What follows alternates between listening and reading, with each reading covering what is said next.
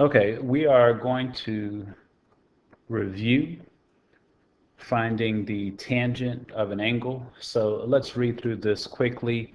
From the previous pages, we learned that the cosine of an angle is the x-coordinate and the sine of an angle is the y-coordinate. Now, the formula we're going to use to find tangent is going to be tangent of theta equals sine of theta over cosine of theta. So we're going to use this formula to figure out the tangent of the following angles. Now, when using the unit circle to find the tangent of an angle, we're going to divide the sine by the cosine. So in other words, we will divide the y-coordinate by the x-coordinate. So let's look at example 3 first. It says, what is the tangent of 60 degrees? Now, in order to figure this out, what I'm going to do is pull up my unit circle, and this will be available to you on the quiz. And let's take a look at 60 degrees. The coordinates are 1/2 comma radical 3 over 2. So let's go ahead and write that down.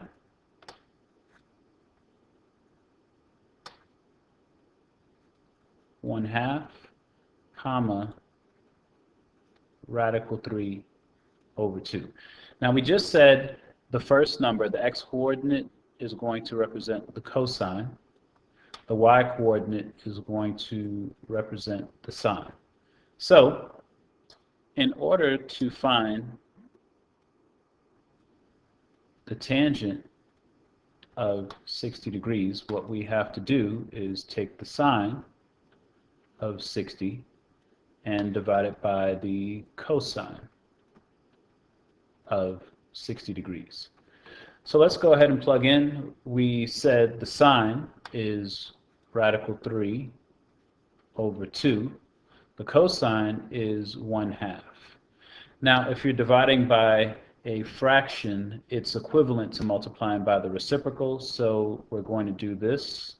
The top, radical 3 over 2, stays the same. You replace this fraction bar with a multiplication sign, and we take the reciprocal of the bottom, so 2 over 1. Now, there's a 2 up top and a 2 on the bottom, so I can cross those out, and I'm left with radical 3. So the answer to the tangent of 60 is radical 3. Now, let's use that same reasoning to answer these two follow-up questions. The tangent of 30 degrees. Once again, we're going to go to our unit circle. At 30 degrees, the coordinates are radical 3 over 2 comma 1/2. So let's write that down. Radical 3 over 2 comma 1/2. Remember that tangent is sine, so the sine of 30 degrees over the cosine of 30 degrees. So the x-coordinate, radical 3 over 2, that represents the cosine. The y-coordinate, 1/2, that represents the sine. What we're going to do is divide once again. This time 1/2 is going to be on top. Radical 3 over 2 is going to be on the bottom. Once again, if you are dividing by a fraction, that's equivalent to multiplying by the reciprocal. The top, that doesn't change. I change this into a multiplication sign. I take the reciprocal, which is going to be 2 over radical 3. I have a 2 on top and a 2 on the bottom. I cross those out, and we're left with 1 over radical 3. Now, problem is that we can't have a radical in the denominator, so we have to rationalize, and in order to rationalize, we're going to multiply the top and the bottom by the denominator. So radical 3 over radical 3. Now for the top, 1 times radical 3 is simply radical 3. On the bottom, radical 3 times radical 3 is 3. All right, and let's also do number 2, the tangent of 2 pi over 3. So once again, we'll go to our unit circle. Now, 2 pi over 3 puts us in the second quadrant. So in the second quadrant, 2 pi over 3, we see that's the same as 120 degrees. And the coordinates there are negative 1/2, comma, positive radical 3 over 2.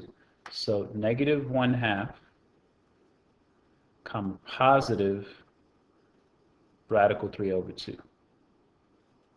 We know negative 1/2 represents our cosine, of course. Positive radical 3 over 2 represents our sine.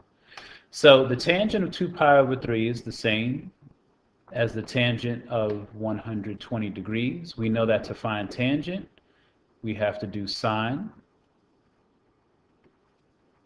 over cosine. So the sine of 120 over the cosine of 120. And let's plug in. So radical 3 over 2 divided by negative 1/2. Once again, we're dividing by fractions, same thing as multiplying by the reciprocal, so I'm going to rewrite radical 3 over 2. I'm going to replace this division with a multiplication sign, put my negative, take the reciprocal, 2 over 1, these 2's, they cancel out, and we're left with negative radical 3. This concludes part 1, and in part 2 we're going to see if we can identify any patterns.